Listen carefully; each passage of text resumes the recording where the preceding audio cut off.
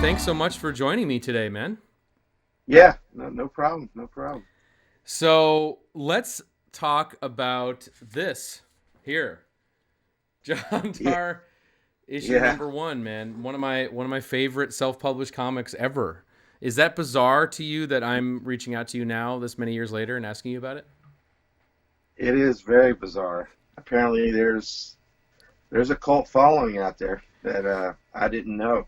Well, let me start off by asking you about that. Like, first and foremost, like, were you aware that there was a cult following for this comic book? And what do you like? How do you feel about that? It's cool. I think my work was terrible, but it was like my second published work, and I went from my dad paid for. I did a comic called Savage World, and my dad paid for it. What was Savage World about?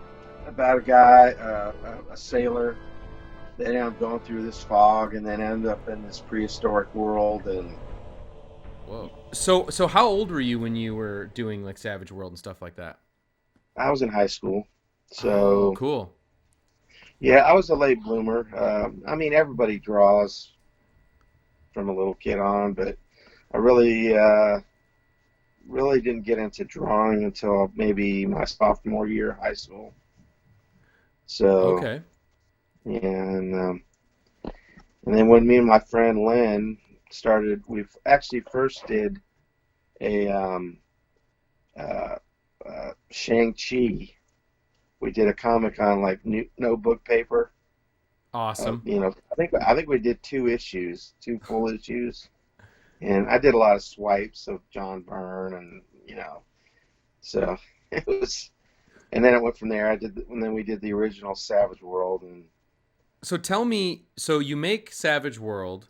That's something that you do, and then how does this whole Jontar thing enter your life as a project? yeah, it's kind of vague. I'm assuming I met him through the TBG, the Buyer's Guide. It Right. was a tabloid newspaper that came out from the '70s to the '90s.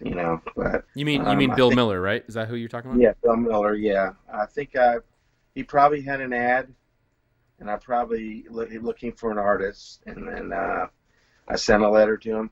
I've never talked to him. It was all back then in the Stone Age, was all letters. And so Wow. You didn't even talk on the phone?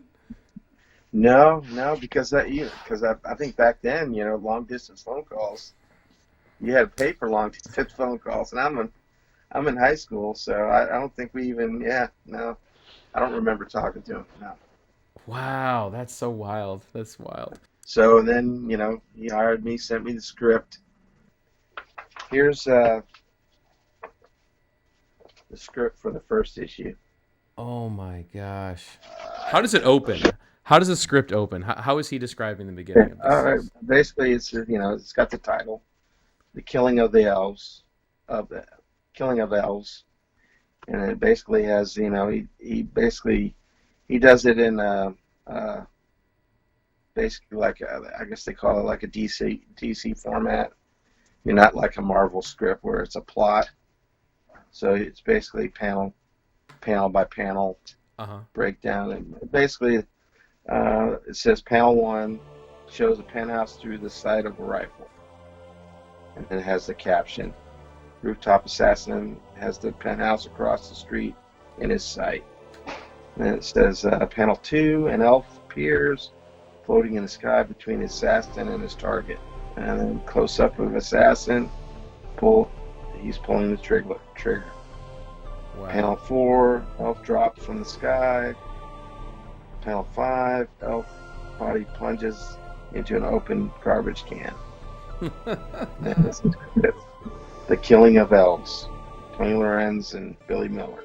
It's obviously such like if you go back and you read it now, it's obviously such a wild story, right? Like it's Yeah, here's this guy who is a street vigilante and he gets reborn under like elf powers, and he's a right. male dancer, and what did you think of like when you got the script and you're reading this story? Like, do you remember what you thought of it, or were you just like, this is a job? Well, like said, it was my second. I was excited. Something I it was different. Yeah, it was different than any comics that I've read. So I was like, wow, this is gonna be fun, a challenge. What's influencing you at that time? Um, I'm a huge George Perez fan.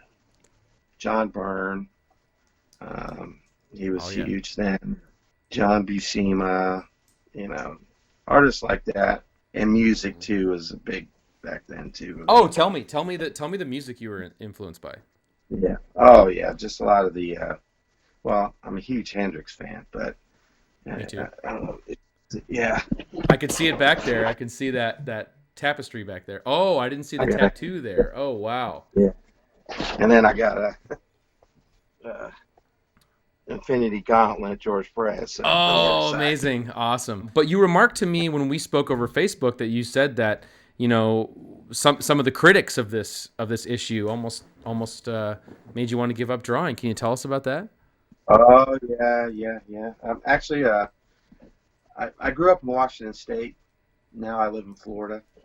So after I'd done that, and I guess I was fired from after the first issue. I moved to Florida, and I was in a comic store, and Jontar #2 was on sale there. Oh.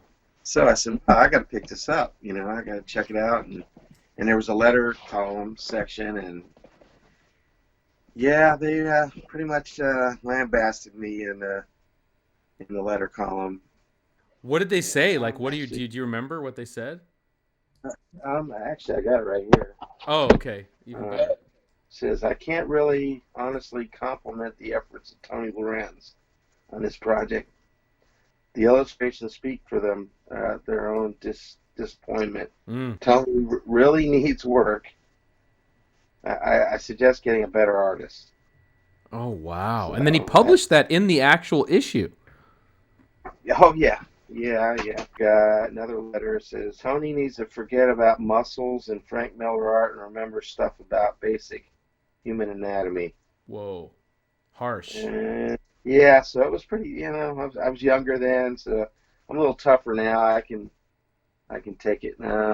How were you processing that criticism? Yeah, well, yeah. Like I said, I just when I started reading all those comments, I'm like, wow, I'm really not that good. Should I even continue, drawing? So, But you still did, right? but yeah, Yeah. yeah, oh yeah, I did. Actually, a few years later, I was actually accepted to the Joe Kubert School in New Jersey. Oh, awesome. I don't know if those letters influenced him in the letting me go on it. I guess probably maybe when he got those letters, like, well, maybe I need to get somebody a little more polished, a little, because the guy in the next issue wasn't. He was a little more crisper than my work. Not much, pretty much about the same quality, I would say. I don't know if it's as I personally I don't like it as much on the second issue. Did he like formally let you go and like send you a letter, or did you? I Did, think he did. I don't have anything, but yeah, he obviously had to let me know on that. wow. I was way over my head, and I think he was kind of over his head too. He was young, so it was like a first time, and it went through. It was sold in the comic stores, Oh yeah. and apparently, from what I understand, it sold like 5,000 copies. That's crazy. That's what I hear. Yeah, I mean, so that's for my basically my second published work. That's you know, It's it's pretty pretty. cool. Your style is so distinct in here. I know you must look at it now and you're like, oh, I was so young and it's crude and things, but I don't know. Maybe like for me, it's like when I thumb through this, like it's such an singular, interesting style. Like even Yeah. it's so pure, it's so genuine. At the same time, I mean, you guys were so young putting this together, but yet to me, it's more interesting than most like mainstream stuff. Like, so I don't know, like how do you Oh, look wow. back on it now? Um, I'm, you know, I definitely, it's hard. When I'm drawing, usually by the time I'm done with it, I'm like, I can see all the flaws in my work, and I'm like, I'm ready to move on. You know, me, I'm kind of, as long as I'm continuing to improve, you know, but yeah, I'm proud of it. It's like, oh, wow, I completed it, and it was, it was an interesting experience. So after Jontar comes out, man, what was next for you in your career illustrating? Um, I published actually, I'm pretty proud of. It's not my best work, of course, my newer work's my best work, but I did it. I guess I seem to gravitate towards this Savage World kind of. I did a 25 issue Whoa. series called Future Tierra, which was kind of a take from the Planet of the Apes Hmm. kind of thing. But I was really proud that I completed the series. And so what are you working on now? Like, cause you had linked me to a couple of things that you were drawing. And so what's like your main focus of what you're working on now? Actually, I'm doing a Western. Let me walk downstairs. I got the artwork. Oh yeah. Yeah. Show us what you're working on now. Oh yeah. Oh yeah. That looks awesome. Yeah. Whoa. And what's the name of this project? It's a public domain character from a character called the Hawk. I guess he was comic published in the 50s. Oh, cool. If anybody wants to track you down for some work, how can they find you on your Facebook? Yeah, Facebook's the best way. Well, thanks so Yeah, no much for your problem. time, man. I really appreciate talking to you, and thanks. Is there anything else you wanted to share last minute? Uh, no, no, just everybody be safe, and you know, hopefully 21's less crazy as 20. Yeah, definitely. Yeah. I think we're all hoping for that. Definitely. Well, any final words to share with the Jontar fans that are out there that love your work? No, I appreciate it. I mean, like I said, you're an artist. Keep drawing. Don't let the critics knock you down. And just keep at it, because there's so many artists from at that time that they just disappeared. I guess Hmm.